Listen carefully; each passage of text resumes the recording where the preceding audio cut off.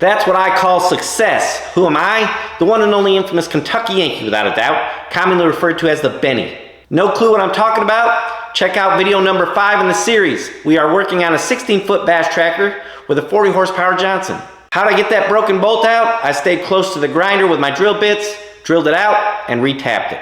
Now we can carry on. Let's start by putting the lower unit back on this 40 horsepower Johnson.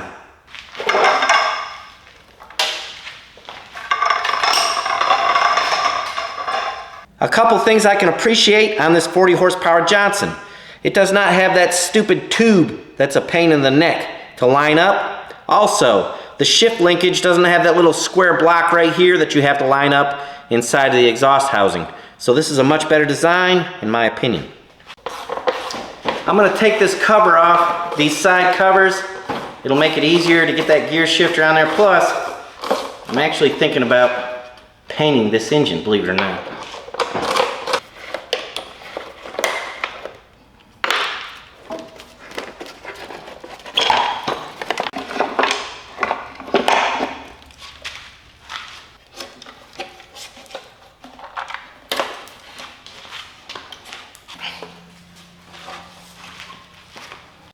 This will hardly ever go my way, but could it be my day?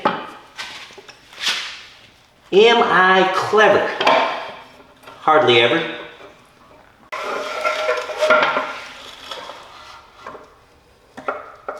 Hey now, let's see, just about there.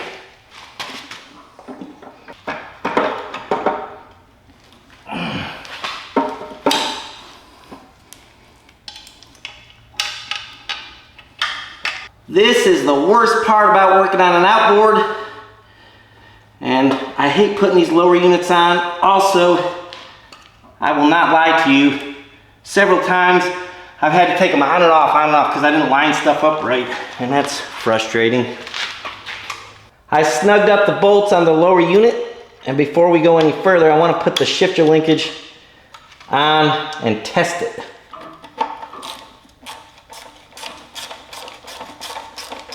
Rotating clockwise, let's click it. There we go. Oh yeah. Neutral.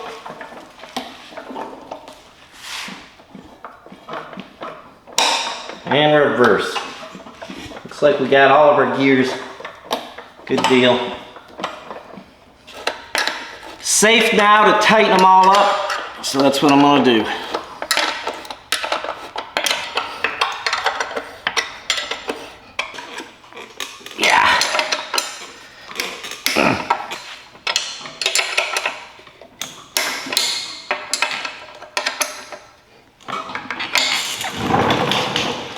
I've got a weight on this front bolt. They did not have a 3.5 inch bolt. They only had 3 and 4, so it's in the mail.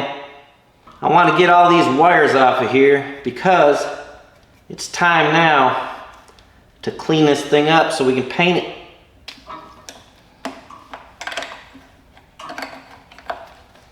This will have to be cleaned up. It's all corroded right here on the solenoid. That'll cause a problem in the future. And there's one glob of wires ready to come off. The only thing is the tilt and trim.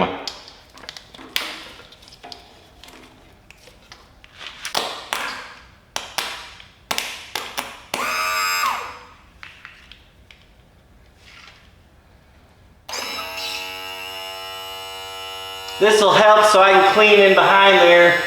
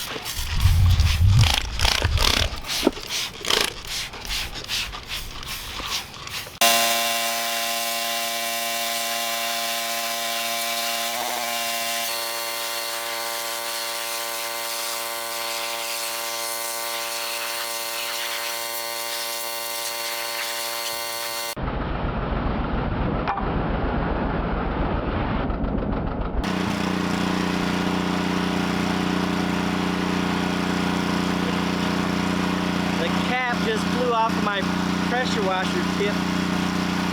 Look at these nasty covers and see how the white is underneath that black paint? And I think the reason they do that is because Johnson engines are normally white at this time period, and Tracker gets them and paints them black.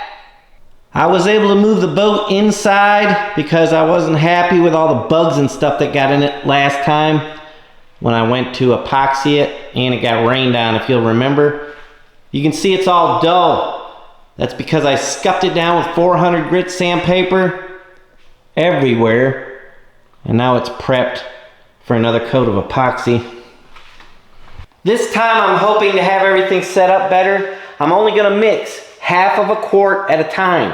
And I've got this regular 3/8 roller like we did before, and then I have a foam roller that I think will help smooth it out after I use this original roller. Let's see if I can control everything a little better, including the climate inside of this garage. Maybe it'll come out better. One issue I think we're gonna have is there's flies in here. I hate flies. I put the dye in this little squirt bottle, again, just to help control things. It was such a mess before. And we're using such a small amount that I'm using this medicine cup thing.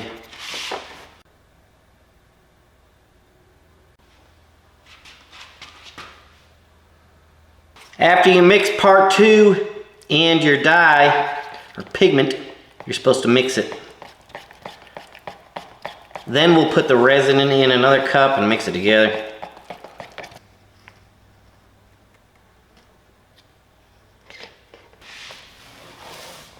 They recommend you use a 3/8 roller, but this, and I did to apply it, but to smooth it off, I'm using this foam roller, and it's making it a lot nicer than using just a regular 3/8 roller, so they need to start telling people to do that.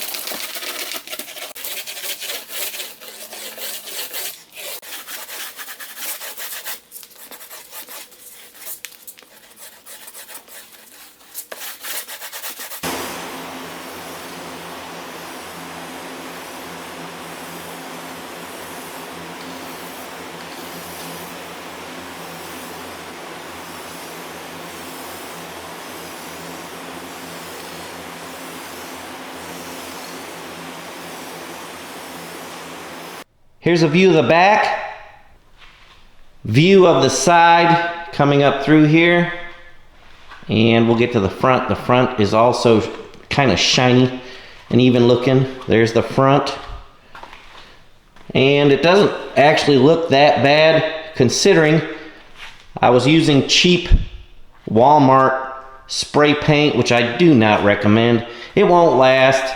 It'll turn chalky and crappy looking, I'm sure, in no time, but for right now it looks pretty good. The bottom of the boat, I just left it with that epoxy, and now I can explain why I did what I did. This epoxy deal sure did get the Benny down. Things aren't really working out with it the way I would like to. The issue is it's transparent. As you guys know, I've had trouble with that. So you can see all the bright spots through the epoxy, so it doesn't look even, and it just looks really bad. It's difficult to apply. Some spots will be thick, some thin. The pigment will be dark in some places and light in other places. The epoxy will be textured. I don't mind that as long as it's even, and you really got to work at it to make it even. I've only come up with 2 solutions to have an even color. One would be to put like a base coat after you sand the boat down, put a base coat of what color you're going to paint your boat with the epoxy.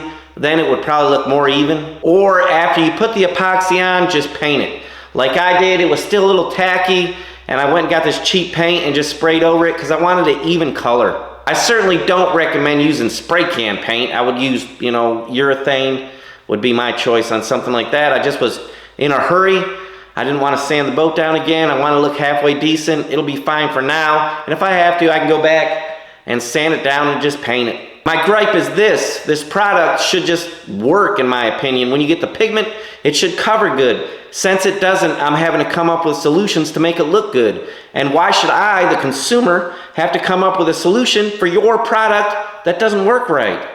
So I've been a little frustrated, but it's gonna be all right. In the end, I think it looks pretty decent. I'm gonna be happy with it. When it's flipped over and on the trailer, all you'll see is some of the sides, a little bit of the back, a little bit of the front, and it'll look good for a while. Keeping in mind this is an old boat with a beat up hull. It's sealed up now. It should be fine. It'll look halfway decent. The only thing left to do is to push forward and get this thing on a lake.